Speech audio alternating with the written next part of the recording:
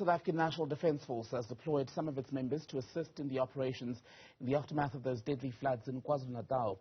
Let's talk more about the role of the military in disaster response. We're joined by a spokesperson of the South African National Defence Union, Pikkie Greeff. Pikkie, always good to speak to you. Welcome to the program. Let's start with that very point, the role that the SNDF is able to fill in moments of disaster more generally, and then we'll get to what they're actually doing now in KZN. In general, this would be under Section 17 of the Defence Act, which basically means that the Defence Force is in a supportive role for other public service departments, rescue organisations and hospitals and so on. So it's a very supportive role and humanitarian aid and that kind of thing. And what are they doing exactly now during the KZN deployment?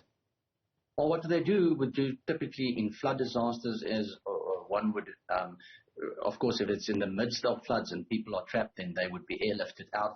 I don't think that is a situation right now. Well, we don't know, but we understand there's going to be more bad weather on the way for KwaZulu-Natal, so that might be a possibility. But I think the very big thing that the Defence Force will be focusing on in this deployment is, of course, things like temporary hospitals, field hospitals, medical assistance to people who need medical assistance, and to go and give assistance in hospitals itself. I think that's a very important part. And then the other part would be, of course, transport of humanitarian aid, food, water, that kind of stuff, bringing it into the communities with the kind of transport and resources that the Defence Force typically has. And how many of your members are deployed currently for those purposes in KwaZulu-Natal? Well, it's a couple of hundred soldiers that's going to be deployed for that purpose. It does, of course, place a bit of a stretch on the Defence Force given the limited budget that we have, because there's another battalion of soldiers, almost 1,000, more than 1,000 on their way to Mozambique also. So we're sitting with, basically almost 2,000 soldiers that's about to deploy or are being deployed at this stage. Luckily, we've had the experience, learned some hard lessons, I think, in the Defence Force. For the deployments that took place during the July unrest of last year.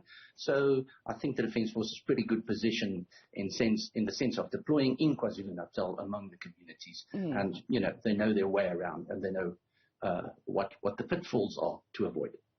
And the SNDF, as we know, also has an excellent team of engineers. Some of them have been used to address a pollution crisis here in Gauteng not too long ago.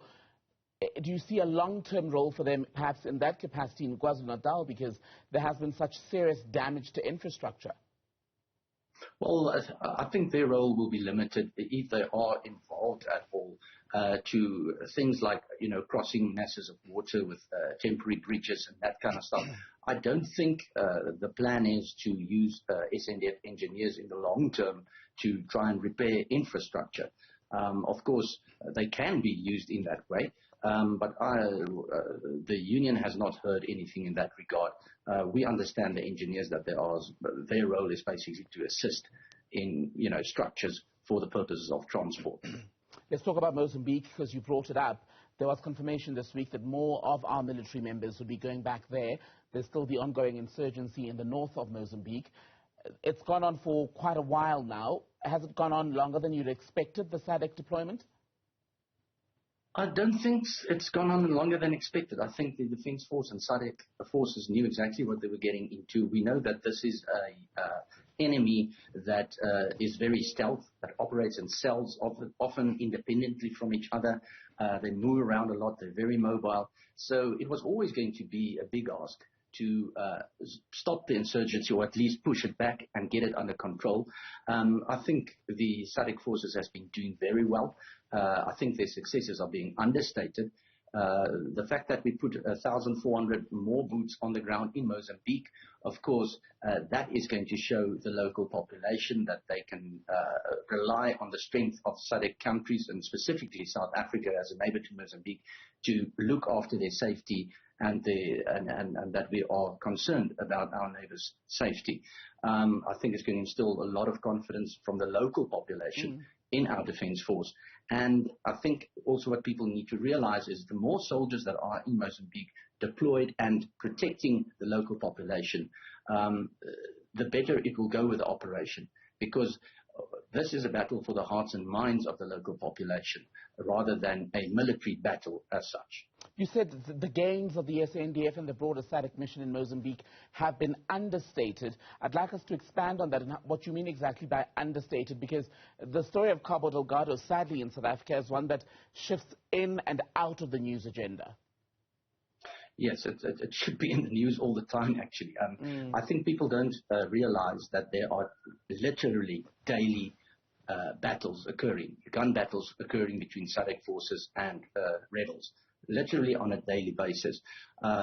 We are flying tens, if not in the 20s, of sorties per day, moving our soldiers around to hotspots where they occur.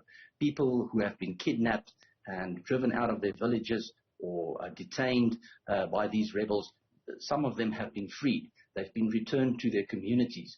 That kind of detail doesn't come out on a daily basis. Our soldiers has been under fire and under pressure, but performing very well. There's a contingent of our special force operators that are there that are gaining great experience in their military capabilities, and the fact that more soldiers are on the way, I think it speaks to the fact that we are seeing successes and we are making bigger plans. And as the Chief SNDF basically explained at his media briefing, was that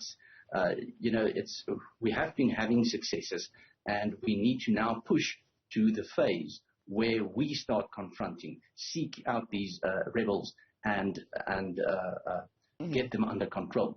So far, we've been trying to just keep the villages clear and get people freed and so on. But now it's going to go into a next phase. The fact that this over 1,000 soldiers are being deployed tells one it's going into a next phase.